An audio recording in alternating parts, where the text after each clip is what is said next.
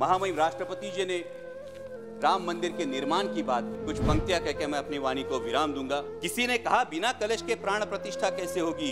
किसी ने कहा जब चुनाव ही प्राण हो तो सोचो कौन सी प्रतिष्ठा दांव पे लगी होगी। लोग तो कुछ कहेंगे, लोगों का काम है कहना, आप जन की बात मत सुनना, सिर्फ मन की बात कर। महामहिम राष्ट्रपति जी ने राम मंदिर के निर्माण की बात की और मर्यादा पुरुषोत्तम प्रभु श्री राम, हमारे राम लल्ला जो विराजमान हुए, उसके लिए मैं समूचे देश का अभिनंदन करता हूं और उसी के बारे में कुछ पंक्तियां कहकर मैं अपनी वाणी को विराम दूंगा। अध्यक्ष महोदय, जब राम लल्ला की प्राण प्रतिष्ठा की बात आई तो किसी ने कहा बिना कलश के प्राण प्रतिष्ठा कैसे होगी। किसी ने कहा बिना कलश के प्राण प्रतिष्ठा कैसे होगी। किसी ने कहा जब चुनाव ही प्राण हो तो सोचो कौन सी प्रतिष्ठा दांव पे लगी होगी। लोग तो कुछ कहेंगे, लोगों का काम है कहना, आप जन की बात मत सुनना, सिर्फ मन की बात करना। फिर भी खुश थे हम 500 साल का सपना जो पूरा हो रहा था, हमारे अंदर का हिंदू भी पूरी तरह से जाग गया था। तो चल पड़े अयोध्या की ओर, राम लल्ला की दर्शन की आस लगाए। चल पड़े अयोध्या की ओर, राम लल्ला के दर्शन की आस लगाए। जो सामने नजारा देखा वो देखकर दंग रह गए। वो 3 मंजिलें, 400 खंबे, 32 सीढ़ियां, जय श्री राम का नारा लगाते हुए हम सीढ़ियां चढ़ने लगे।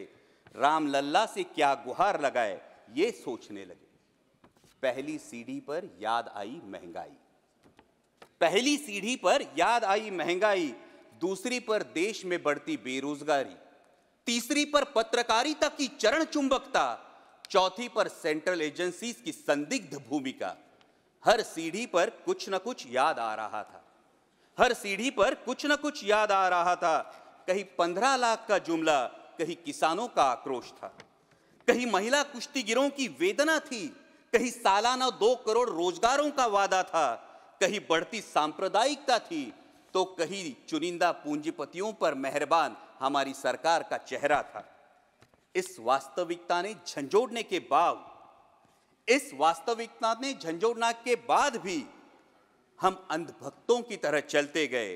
होश तो तब संभाला जब राम लल्ला के दर्शन हुए। हमें नतमस्तक देख राम लल्ला मुस्कुराते हुए बोले, हमें नतमस्तक देख राम लल्ला मुस्कुराते हुए बोले, मैं कल भी था, आज भी हूं, कल भी रहूंगा। जितना इस मंदिर में हूं उतना ही तुम्हारे मन में रहूंगा। लेकिन याद रखना हमेशा, मैंने त्रेता युग में रामराज जलाया था, तुम कलियुग में जीते हो जहां संविधान ने गणराज जलाया है। धर्म समाज का किनारा जरूर है, धर्म समाज का किनारा जरूर है, लेकिन देश एक बहती धारा है।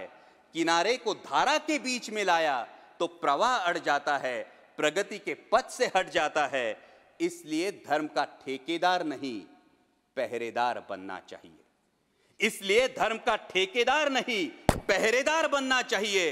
तुम रहो न रहो, वो रहे न रहे, ये देश रहना चाहिए, देश का संविधान रहना चाहिए, देश का लोकतंत्र रहना चाहिए, ये देश रहना चाहिए।